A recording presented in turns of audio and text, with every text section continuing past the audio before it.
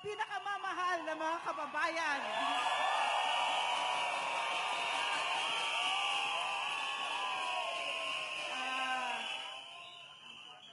Napakasaya ko na makita kayo, pero malungkot ako na umabot tayo sa ganitong punto na kailangan na nating ilabas ang lahat ng sama ng loob natin sa napakawalang kwentang Pangulong Bongbong Marcos.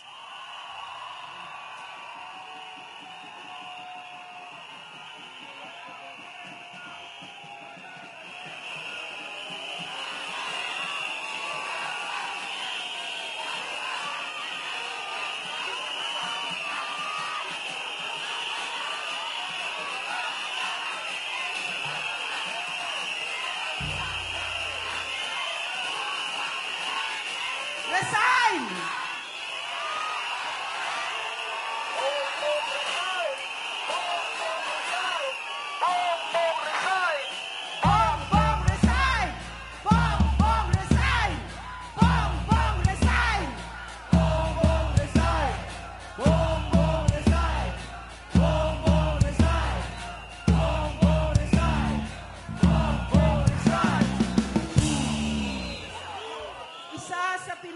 Napakasayang parte, kabanata ng buhay ko ay nung ako ay nagsilbi sa isang totoong Pangulo, si Pangulong Rodrigo Roa Duterte. Duterte! Duterte! Duterte! Duterte! Duterte! Duterte! Duterte! Nung siya ay nanalo, isang linggo bago siya, pagkatapos niyang manalo, tinawagan niya ako at tinanong ako kung gusto kong sumali sa team niya.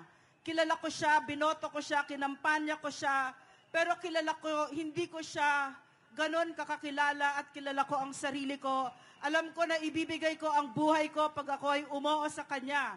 Kung kaya't inaral ko siya ng 8 buwan. 8 buwan bago ako umoo kay Pangulong Rodrigo Roa Duterte na hanggang ngayon, wala na siya sa poder pero kasama ko pa din siya at sasamahan ko siya hanggat sa dulot-dulo ng walang hanggan.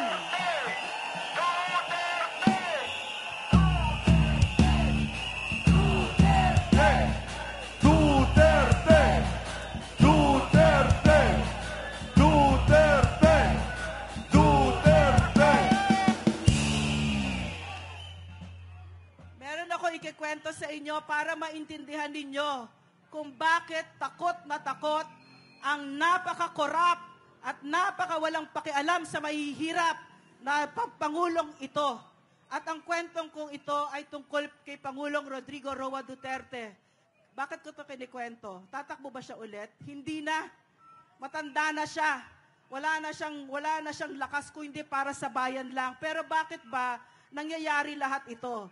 Nangyayari lahat ito ang pagsusupil ng press freedom, ang panggigipit kay pastor, ang pagpamimilit sa People's Initiative dahil takot na takot sila sa mga Duterte. Makinig kayo sa kwento ko para maintindihan nyo kung bakit. Nung kasama ko si Pangulong Duterte, tuwing kakain kami, kasama kaming lahat, sasabihin niya, ito lang ang ulam natin. Merong piniritong isda, merong sabaw, merong kanin, meron tayong prutas at may dessert. Okay na yan. Kasi hindi natin pera yan. Pera ng taong bayan yan. Hindi mo pera yan! Hindi mo pera yan! Hindi mo pera yan! Hindi mo pera yan! Hindi mo pera yan! Hindi mo pera yan! Hindi ko ito narinig 1 o 2 o 3 o 4 o 5 beses. Narinig ko ito paulit-ulit, halos araw-araw. At isa pa sa inuulit niya sa amin ng mga appointees niya at ang mga nasa gobyerno. Hindi tayo special. Mga trabahante lamang tayo sa gobyerno.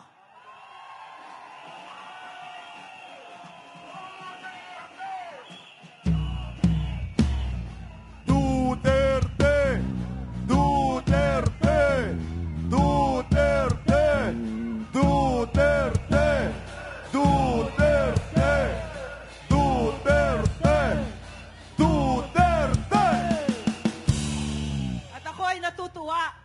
harap ko ngayon, mga kabataan. So, tama ang ating bayani, si Dagat Jose Rizal. Kayo ang tunay na bayani ng Pilipinas. Kayo ang pag-asa ng ating bansa. So ngayon, isinisigaw natin ang pangalan ng isang Pangulong totoong nagsilbi sa atin para hindi natin makalimutan kung ano ang totoong mukha ng paglilingkod sa bayan. Kasi ang mga nakaupo ngayon, mga buitre.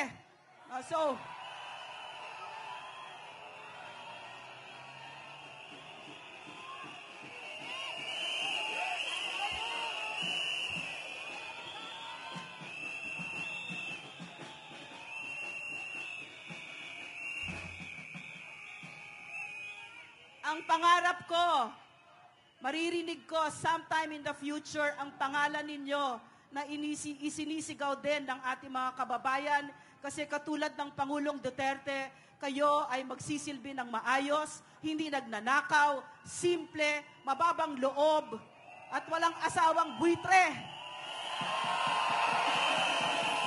Tama!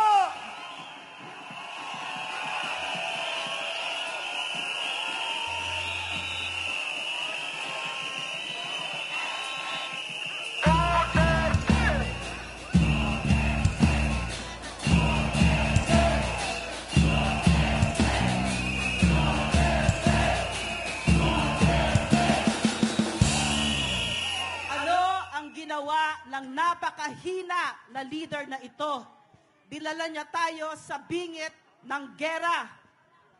Bakit? Kasi siya ay isang tuta ng kano.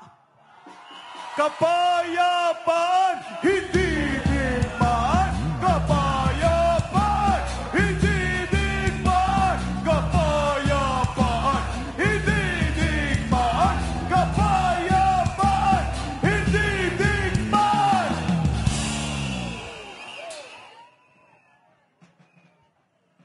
Merong kasabihan, if you think that strong men are dangerous, you should try to see what a weak man is capable of. At yan, si Bongbong Marcos, sinisira ang Pilipinas.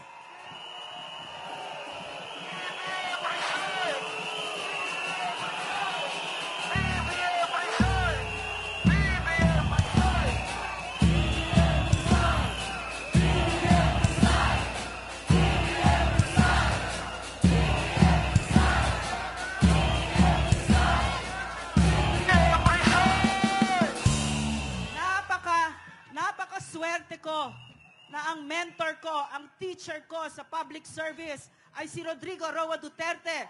Kasi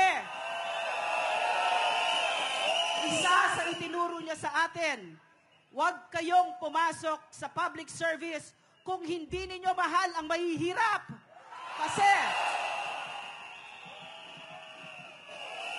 Kasi ang mahihirap, ang gobyerno lang ang meron sila. At ito ay hindi lang salita kay Rodrigo Roa Duterte. Isinabuhay niya ito at araw-araw, nakasama ko siya sa Malacanang. Mula pagtulog hanggang sa paggising niya, yun ang nakita ko kay Rodrigo Roa Duterte.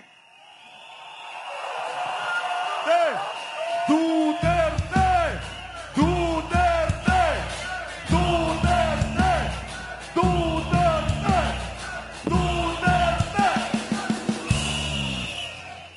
Itong Pangulo na ito, walang pakialam sa mahihirap, lalo na. Tinanong ko nung isang gabi, sinabi ko kay Pangulong Duterte, Sir, alam niyo ba yung Laperal Mansion? Kasi doon nagpa-fashion show sila Lisa Araneta. Sabi niya, hindi ko alam yon. Hindi niya alam kung ano yung Laperal Mansion si Pangulong Duterte kasi wala siyang ginawang party-party. Hindi katulad nito. So kinuwento ko sa kanya na itong Laperal Mansion, sir, diyan nagpa-fashion show si Lisa Marcos Araneta. Hindi mo pera yan! Hindi mo pera yan! Hindi mo pera yan! Hindi mo pera yan! Hindi mo pera yan! Hindi mo pera yan! Hindi mo pera yan! At alam nyo ba kung ano yung nakapaligid sa Malacanang? mga nasa slums, mga mahihirap. So wala silang pakialam kung halos linggo-linggo merong fireworks na 3 minuto, bilyon-milyon. Ang ibig sabihin nito, wala silang pakialam kung nakikita ng mga kababayan nating mahihirap, itong pagpaparty nila habang sila ay hirap na sa buhay. Magkano ba ang bigas ngayon? 58, 60. Pero itong mga ito, no, itong asawa ng weak leader na ito, no, hindi niya marendahan ang asawa niya. Korap ng bayan, huwag mahintulutan. Korap ng bayan, huwag mahintulutan. Korap ng bayan, huwag mahintulutan. Korap ng bayan, huwag mahintulutan. Maraming isinisisi kay Liza Araneta Marcos. At tama lang, no? Hindi ko alam, appointments officer pala siya.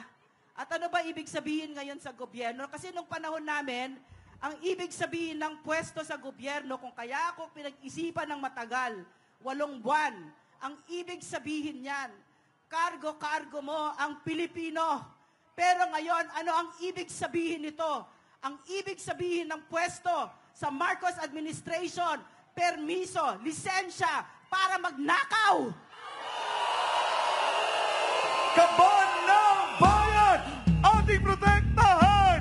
Kaban ng bayan, ating protektahan! Kaban ng bayan, ating protektahan! Kaban ng bayan, ating protektahan!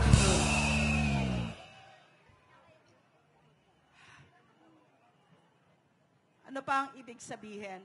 Pag meron kayong leader na mahina, wala siyang pakialam na may mga Keith Absalon na namatay. Hindi ko akalain nung kami ay nagsilbi sa National Task Force LCAC na kung saan napabagsak natin ang CPP, NPA, NDF for the first time dahil sa Pangulo na yan.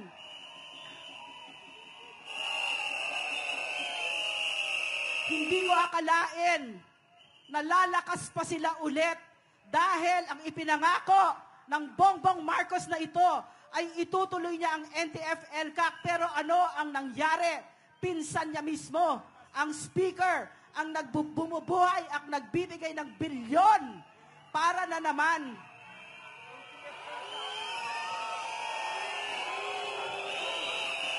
NTF-ELCAC, ipaglaban! NTF-ELCAC, ipaglaban!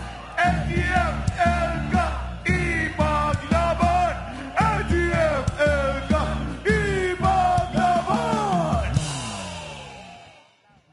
Hindi ko rin akalain doon sa tatlong taon ko na nasa NTF-ELCAC na kung saan idinikdik sa utak ko nila Eric at mga former rebels at ng AFP na ang kaaway ay CPP, NPA, NDF, na darating ang panahon na pati pala gobyerno, kaaway na pala kami. Kami na lumalaban sa kaaway ng gobyerno. So, ito ang ginawa ni Bongbong Marcos. Kaya pala, ang press freedom ay sinusupil niya kasi napakarami nilang pinagtatago sa taong bayan.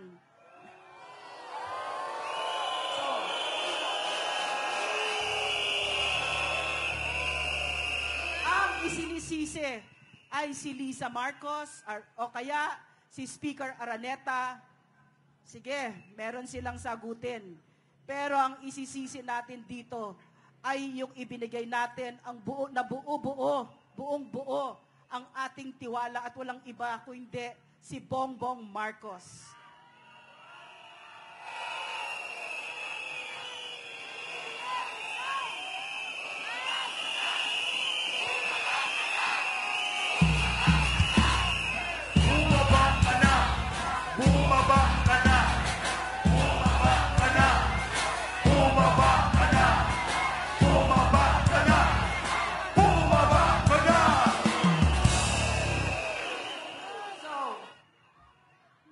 Magsasalita, si Eric. So, huli na sasabihin ko ay itong si Bongbong Marcos at saka yung mga kasama niya, lalo na yung abusadong power tripper na si Martin Romualdez, kailangan natin bigyan ng leksyon at kailangan natin turuan sila kung sino ang totoong kapangyarihan sa isang demokrasya. At yan ay ang taong bayan.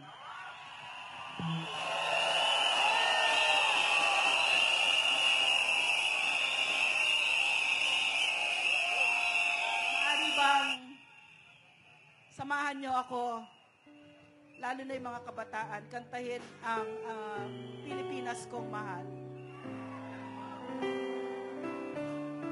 Pakitaas ang ating mga bandila.